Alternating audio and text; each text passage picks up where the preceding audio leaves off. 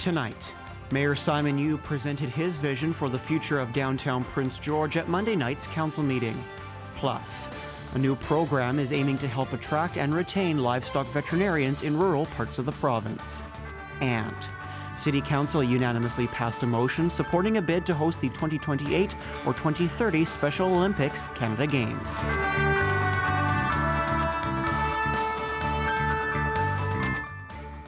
Good evening and welcome to CKPG News. I'm Adam Burles. Monday night's City Council meeting saw the Mayor present his vision for what Prince George's downtown could look like for generations to come, with some calling it audacious and the Mayor himself admitting it may be too grandiose for some. It generated hours of discussion as City Council discussed the future of the downtown core for generations. Tommy Osborne brings us the details. A grandiose plan for transforming Prince George's downtown. So grandiose as to be called audacious by several city councillors. It's an envision how I see Prince George's position to the province, to Canada, to North America, and to the world. What is our importance as a city? The mayor's plan includes, but is not limited to, a new performing arts center, a new Copar Memorial Arena to seat 5,000, an amphitheater, new orchestra hall or IMAX theater, and a rapid transit line. Part of the developments would include massive landscaping like cutting into Connaught Hill. I know the potential of this city is immense. I think the scale of this project that I propose, it's not that audacious. I think it's the right size for the city of our size, our importance in decades ahead. Funding-wise, Yu is confident it would work with private investment, but other councillors believe it's too much, so they voted for a separate option brought forward by city staff. To me, this is a multi-billion-dollar plan for downtown. It doesn't seem feasible. While the other option shares similarities with Yu's vision, like a performing arts center, new Copar Arena, and more, they are considerably toned down in size and scope. I'm really keen on making sure that we have a long-term vision for our community. I want to look, that 25 years down the road, that long-term vision, but I also want it to be something that we can reasonably see our city growing into, something that we can reasonably see in the short term that our city can achieve and have those infrastructure needs that people are waiting for generations. Others believe there's still space for Yu's idea in the concept City Council chose, although it will have to be modified. And use some of that connectivity that he highlighted in his plan in the option that we chose tonight to move forward. While the city moved forward and voted in favor of a concept plan, this is the first of many steps that will include public referendums, studies, discussions, and more. Tommy Osborne, CKPG News. Members of the Canadian Union of Postal Workers have returned to work as per an order from the Canada Industrial Relations Board. The parking lot at Station B on 15th Avenue is full of postal vehicles instead of picketers today as the pickets came down at 8 o'clock this morning and CUPW members with Local 812 went back to work. After more than 30 days on the picket lines, Labour Minister Stephen McKinnon told the board on Friday to order Canada Post employees back to work if a deal wasn't reached by the end of the year, but this is only till May of next year. I mean, I think everybody's happy to be back at work. I just don't think we're real happy with the circumstances that brought us back to work. There is a charter of rights for Postal Service, and in that we are entitled to fair negotiation and bargaining. And, the Minister of Labour said he wasn't going to get involved, and then when he did, he did. So nobody's really happy about that. What now? Will work now. Our contract, they reinstated our contract from last year. That'll be in place until May 2025. We're still negotiating. We're still at the table. At least CUPW is. I'm not sure where Canada Post stands, but that is the plan, is to still negotiate a contract. It was a chaotic and hectic day in Ottawa Monday for the Prime Minister and his cabinet. It was on the day the economic outlook was to be presented and Finance Minister Chrystia Freeland walked off the job. Freeland has decided to stay on as a Liberal MP and run again in her Toronto area seat in the next election. Not only is the party trailing the Conservative opposition in the polls, but some within the party itself are calling for Trudeau to step away, with his government currently in shambles. And Northern BC MP Taylor Bachrach is calling for the same. Yeah, this is a government in free fall. And I don't see any way that Justin Trudeau can stay on as Prime Minister at this point. We're calling very clearly for him to resign. It's past time, and I'm hopeful that he'll make that decision sooner than later.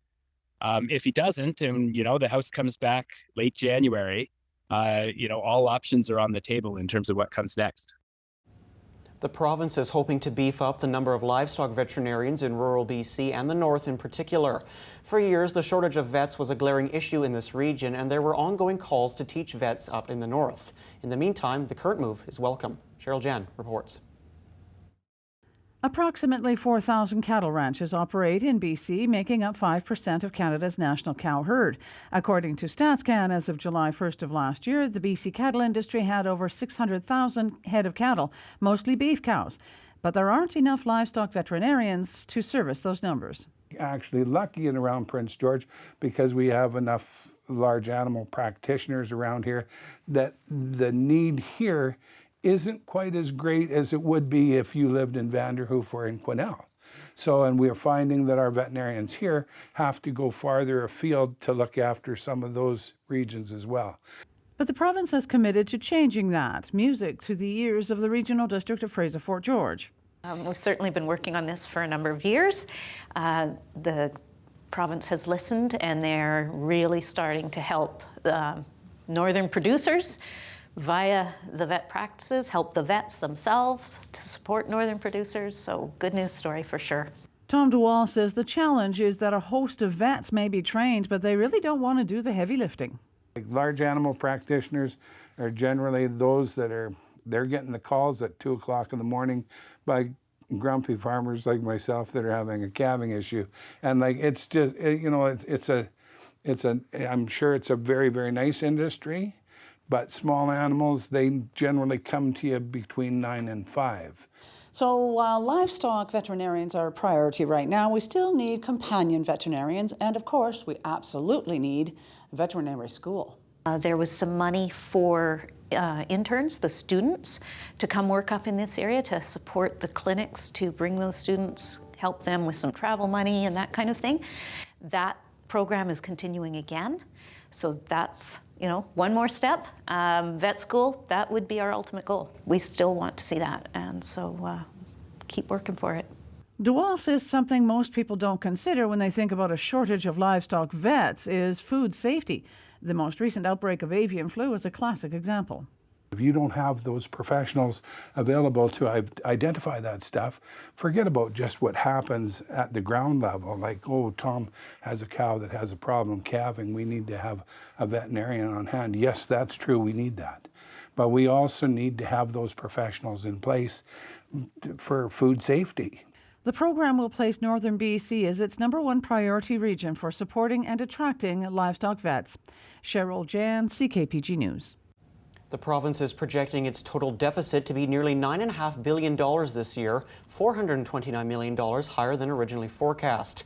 The second quarter fiscal update was presented by Finance Minister Brenda Bailey this afternoon. Bailey says while there has been higher spending by the government due to lower tax revenue and lower natural gas prices, it has been partially offset by lower than normal wildfire costs this year, as well as improved projections at ICBC. Bailey says the government will be careful in reducing the deficit over time by growing the economy rather than cutting services. While we continue to face global economic challenges, we are forecasting moderate economic growth this year with improvements next year. BC is a strong province. We have a diverse economy, one of the lowest debt metrics in the country, and contingencies built into our fiscal plan.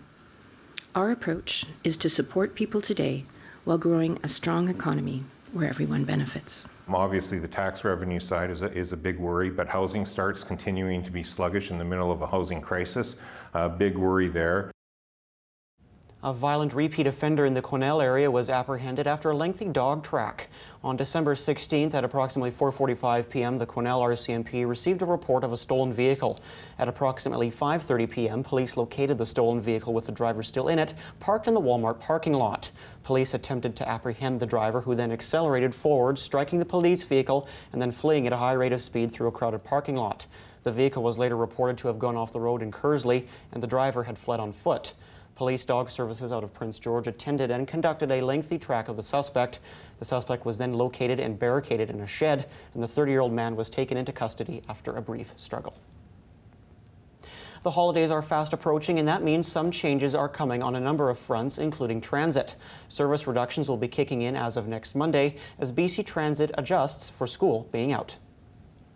From December 22nd through January 5th. So there are a handful of routes that are temporarily out of service. Those are the routes 12, 96, and 97, and also routes in the rider's guide that are denoted with a U or an N. So they're also not in service. We're also experiencing a bit of a service reduction on the routes 15 and 55 during that time period. So this is an annual service reduction we do to align with the schools, and everything will be back up and running as normal January 5th. But yeah, so this is a service reduction that is reflective of both regular school-age kids and then the post-secondary students as well, not utilizing those services as much over the holidays. Also on New Year's Eve, BC Transit will be offering free bus service on a number of routes beginning at 7 p.m. and finishing at 3 a.m. Check out BC Transit's website to find out what routes will be impacted. And also at Council on Monday night, the City unanimously passed a motion supporting a bid to host the 2028 or 2030 Special Olympics Canada Games, which Tourism Prince George says will be fantastic for our city. Anytime there's an opportunity to host an event like this in Prince George, we're thrilled to provide our support and try to jump on board and secure the event. So, specifically talking about the Special Olympics, Summer or Winter Games, thousands of athletes, tons of spectators, coaches, people coming with those athletes. So, the impact on a community is huge for those types of events. The event is projected to bring 4,000 visitors, but beyond obvious economic benefits this would bring, Carson adds the improved reputation of the city is another big benefit of continuing to hold provincial, national, and even international events like the Caledonia Paranordic Winter Games. The money generated can help improve the city's facilities, and Carson explains that this has a snowball effect, as the upgraded facilities means more events can be held, which in turn bring even more upgrades that can be used by both residents and professional athletes. The ability to kind of leverage these events to then secure more events and drive more tourism-related revenue, and even creating a training ground for athletes. We see cross-country skiers who are biathletes who are attending UNBC now specifically because they can train at Caledonia. So the event itself is a pretty self-contained, usually a couple-week event, but then the ripple effects that impacts on the community are so huge. A snowfall warning is in effect for Prince George, with 10 to 15 centimeters of snow expected this evening through to Wednesday morning. A moisture-laden Pacific frontal system will bring snow to parts of the northern BC interior, especially over higher terrain. The snow will begin overnight and will ease late Wednesday morning as the system departs. A snowfall warning is also in effect for the Pine Pass, as 10 to 15 centimeters of snow is expected there, and visibility may be suddenly reduced at times in heavy snow, so please drive carefully. The City of Prince George has updated their winter recreation guide for the 2024-25 season, providing you the opportunity to meet others in your community. Sam Bennison has more on this week's To Your Health. And now To Your Health, brought to you by Hard Drugs, 3rd Avenue Pharmacy, and the Phoenix Pharmacy. From pickleball indoors to cross-country skiing in Prince George's backcountry, there is something that will suit your fancy in the City of PG's Recreation Guide. They have partnered with a wide variety of local community associations, looking to not only get you out of the house, but active as well. Judy Orris is the chair of the Hart Community Association and runs pickleball, and says it's a great, easy-to-learn sport. As long as you have a group of people like we do who really enjoy it, and they just want to come out here and have fun and do a little bit of exercising and socializing, then it's just perfect. Currently, they are playing in Heather Park Elementary, right across from another group, which is doing yoga. As I'm getting a little older, I find good for my flexibility, my balance, just helping with my mental health, calming myself down, just breathing techniques, strength. There's so many benefits. And actually, I find it's actually something that a lot of men can benefit from, especially, but we just don't tend to do it. And if getting into shape is your New Year's resolution, they'll be switching from yoga to a boot camp in January. I truly think it's like the best boot camp that I've seen in all my years. There's 2 of us that run them. We're both certified personal trainers, and it's so much variety from a cardio kickboxing to power yoga class. If I say to my students or participants, if there's a class you really don't like, don't worry, because the next one will be different. Judy adds that they're always looking for more people to host classes. If you have an interest in putting on a sports program for kids, let us know. We've got a Facebook page, we've got a web page. Let us know if you wanted to help put it on for kids. We're looking for kids for soccer, we have t-ball, all sorts. We've got all the equipment, we just need somebody to put it on for us. So if you're hoping to get active this winter, be sure to check out the City of PG's Recreation Guide. Sam Benison, CKPG News. To your health.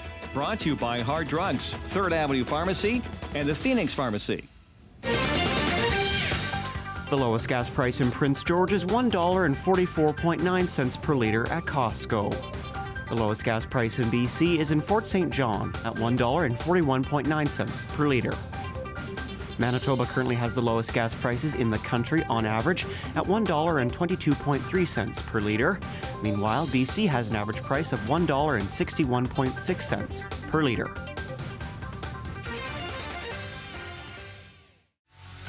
CKPG Sports is delivered by Domino's. Feed your team tonight with a delicious mix and match combo. Chicken, pizza, pasta, or dessert for just $8.99 per item. The Cougars are in Kelowna tonight for their final game before the Christmas break, coming off of an impressive 3-1 win versus the Spokane Chiefs.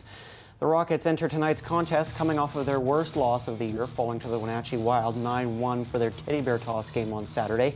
It's also a matchup between two of Canada's biggest World Junior snubs, Riley Heidt for the Cats and Andrew Crystal for the Rockets. But Kelowna are without their top defenseman Caden Price, who did make Canada's roster. The Cougars will hope to continue their success against Kelowna over the past 2 seasons, winning 8 of their last 11 matchups. Despite the Spruce Kings being off for the Christmas break, that didn't stop General Manager Mike Hawes from continuing to make moves. This week, the Kings added forward Min Jun-ha from Korea University. The 2004-born skater was named the best forward at the 2024 IIHF U20 World Juniors Division II tournament as he captained Team Korea to an undefeated 5-0 record. He also brings experience playing with the national team, and Hawes says he is an extremely talented player with a great hockey IQ and skating ability.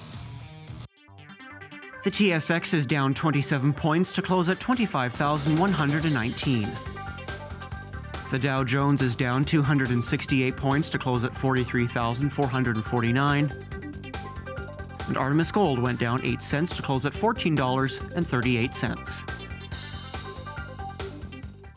Good evening again, everyone. We're looking at a lot of snow falling throughout the region. Snowfall warnings in place for many areas. That includes us here in Prince George. We've got that through Quesnel, Williams Lake, so parts of the Caribou North definitely included in that as well. So satellite map, lots of cloud cover for the most part across our region, but we're focusing on this specific frontal system that is creating all of the unsettled conditions ahead. So it is pretty strong. It's got a lot of moisture to it. We're seeing atmospheric river conditions along coastal sections with high winds but heavy rain, and for us as it moves inland, switching over to periods of snow. So again, we are looking at around 10 to 15 centimeters of snow with this pattern that continues into parts of the early morning, and then it'll fizzle out a little bit. We'll be left with a few flurries for Wednesday morning, but after that just mainly cloudy. Pretty cool tonight as well. We're going to actually see the temperatures improve as the days go on, especially as we get closer to the weekend. So Pine Pass as well, if you're traveling, definitely under a snowfall warning. So just making sure that you're checking Drive BC at this time of the year for the latest conditions. And if you don't have to go anywhere through tonight and tomorrow morning, maybe stay put if you can. -22, Fort St. John, a cold and wintry pattern up there in the Peace. We've got snow falling, -8 for us as we move into the day tomorrow. Flurries continuing through the morning, but the bulk of the snow and that organized part of the system will be over us tonight and overnight. 7 degrees in Kamloops. very mild temperatures down through the southern half of the province. So a lot of the snow that some areas through the southern interior and the Okanagan are seeing will actually switch over to showers as the day goes on, and we see those temperatures rise. 11 degrees Victoria, a drier day tomorrow, but lots of windy conditions and not so windy in through Vancouver. -10 Mackenzie tomorrow afternoon. You're looking at the same for Fort St. James and some precipitation hanging around. Cloudy skies down through Quesnel, but again, snowfall warning in place right now. 10 degrees for Vancouver. West Coast going to be pretty nice tomorrow. -19 in Edmonton. A cold, wintry mix for everybody in Edmonton. Much through Regina as well. Winnipeg -18 with cloud cover. Further east, temperatures are falling as well. Montreal, Toronto going to pick up a few centimeters of snow falling. Sunshine into our later part of the week, particularly into the weekend. We've got some milder air down through the south. That should start to move in. So you'll see an improvement in temperatures as we get closer to the weekend for Burns Lake, up to about +1 Saturday, and Sunday you have the potential to get up to 4. So again, abnormal temperatures for this time of the year, but tonight quite cold, -14 and 5 to 10 centimeters expected. Tonight in Mackenzie, -18. It's going to be cold and snowy tonight and tomorrow. Still into Thursday, we'll hang on to a chance of snow as well, just a little bit, and then cloudy on Friday, and a real improvement in temperatures by the end of the weekend, up to 5 degrees, and seeing some sunshine returning. Sunny sky by Friday in McBride, and it looks like a pretty nice weekend ahead.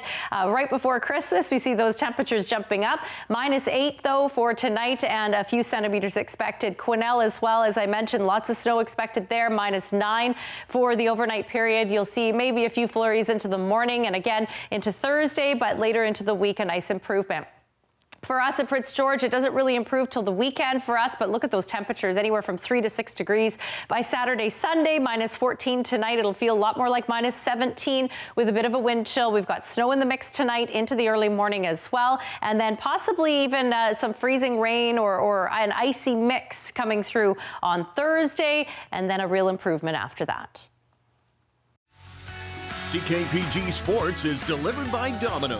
Feed your team tonight with a delicious mix and match combo. Chicken, pizza, pasta, or dessert for just $8.99 per item. After spending 38 games in the Korean baseball organization, Prince George native Jared Young is heading back to the big leagues. This week, the 29-year-old signed a one-year Major League deal with the New York Mets. In his first stint in the majors, Young played 22 games for the Cubs, hitting 7 extra base hits, including 2 home runs, before Chicago waived him late in 2023. The Cardinals picked up the infielder, and after being released from the organization at the end of July, he went to Korea and hit 10 homers and 16 doubles in 38 games, earning himself another chance in the big league. All right, that's all the time we have tonight. Thanks so much for joining us. For news anytime, visit our website at ckpgtoday.ca. We're back again tomorrow. Thanks again for joining us. Have a great night.